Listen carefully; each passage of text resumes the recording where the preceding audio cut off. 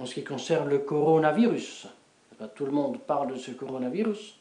Et puis il y a toutes sortes d'informations. Alors, à dire le vrai, les informations sont très contrastantes. Un dit ceci, l'autre dit cela, le virus ainsi, le virus passe comme ça, il y en a un, il y en a plusieurs. Laissons à part toutes ces discussions-là.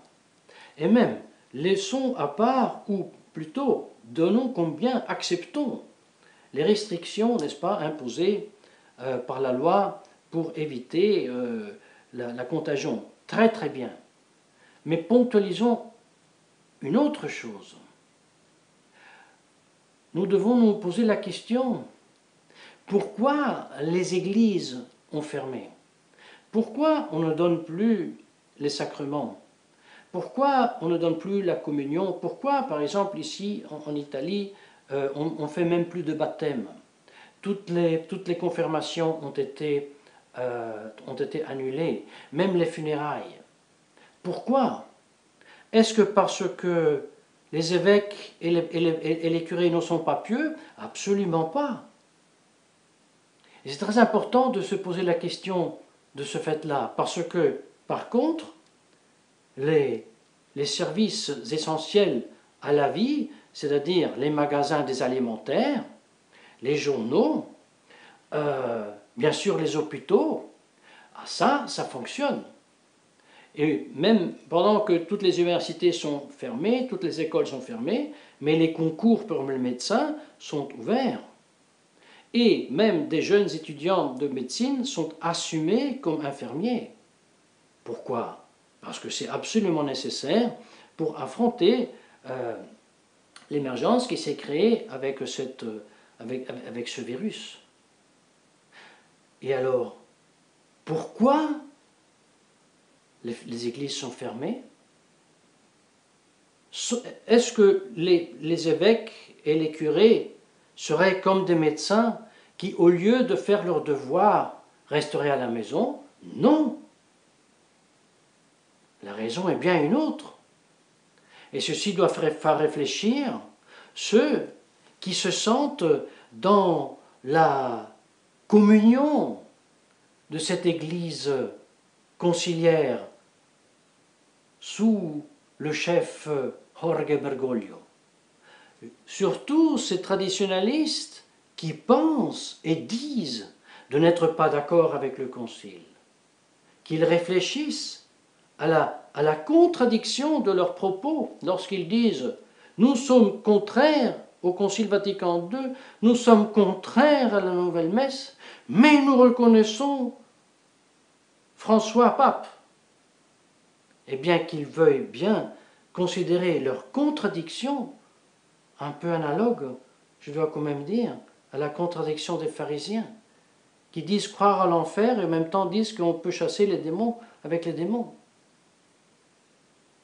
Oui, approfondissons un petit peu.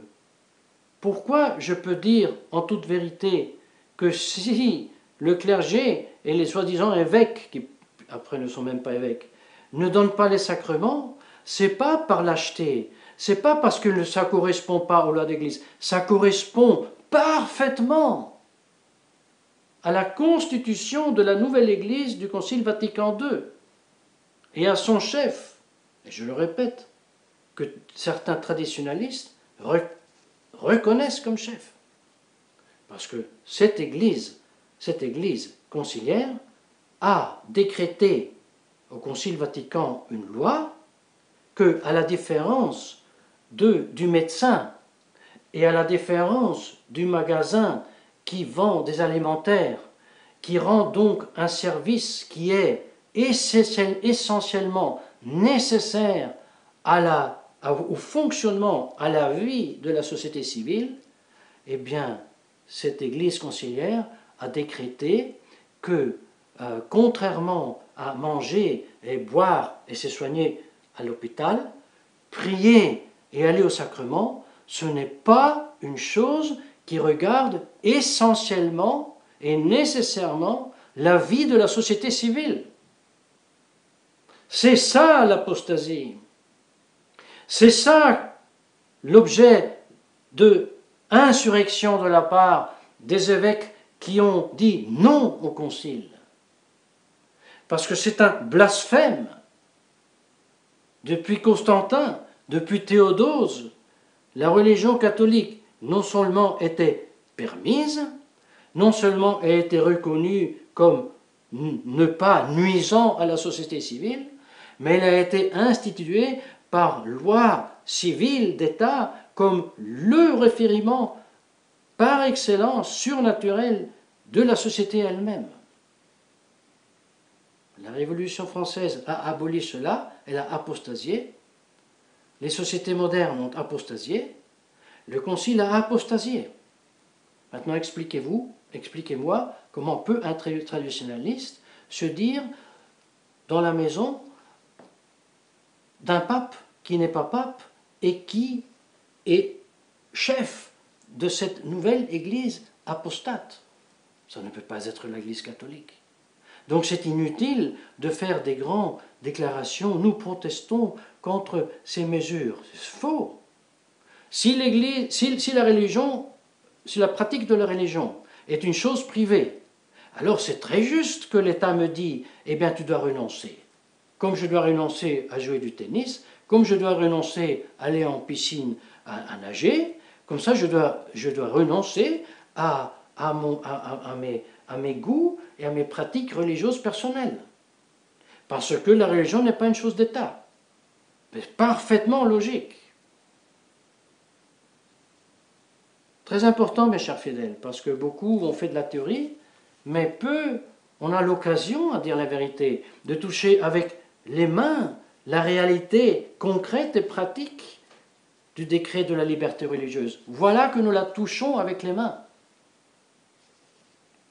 C'est parfaitement logique et cohérent que les évêques ne donnent plus les sacrements. Parfaitement cohérent.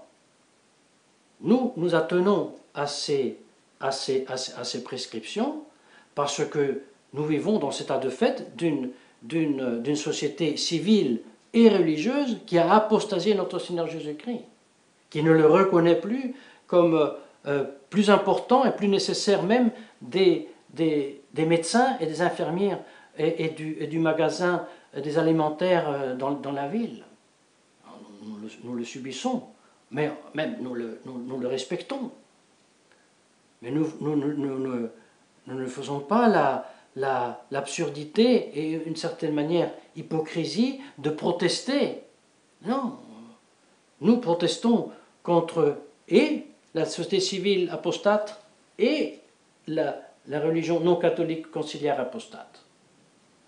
Je ne sais pas si, Jean Fidèle, vous avez pu pénétrer, comprendre la profondeur de cette situation dans laquelle nous vivons et qui devrait ouvrir les yeux à, non seulement d'ailleurs aux traditionalistes, à beaucoup d'autres gens qui, vous voyez, tout mal ne vient pas seulement pour nuire, parce qu'il faut dire que dans cette situation, dans laquelle bien sûr nos prières vont à tous ceux qui sont touchés de la maladie et qui souffrent, et même qui agonisent et qui meurent, mais il y a un effet, il faut dire, positif.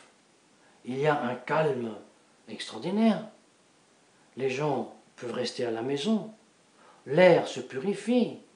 Les photos de satellites nous montrent une Italie belle comme on ne l'a plus vue depuis très très longtemps. Et en plus, il faut dire bien la vérité. Cette nouvelle religion, cette nouvelle messe de Paul VI, n'honore pas Dieu. C'est une insulte à Dieu. C'est un faux rite. C'est un rite qui provoque la punition de Dieu. Et alors je dis, n'est-ce pas peut-être un bien que maintenant ce rite se tait, qu'il n'est pas célébré dans les églises? Je dis, c'est simplement un bien. Comme c'est un bien que les gens ne circulent pas dans les rues et ne se transmettent pas le virus. Au moins, le virus du Concile Vatican II est arginé.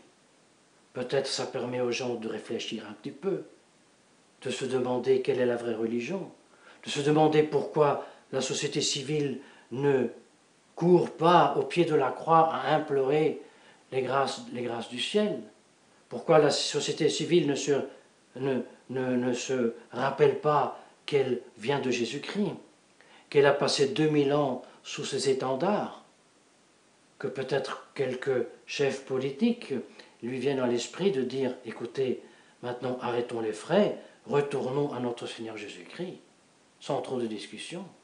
C'est des grâces que nous espérons, pour lesquelles nous prions. Puisse la très sainte Vierge Marie, dans ce mal que nous vivons, nous faire parvenir des grâces de la conversion, nôtres, et du plus grand nombre d'âmes possible, au nom du Père, et du Fils, et du Saint-Esprit, ainsi soit-il.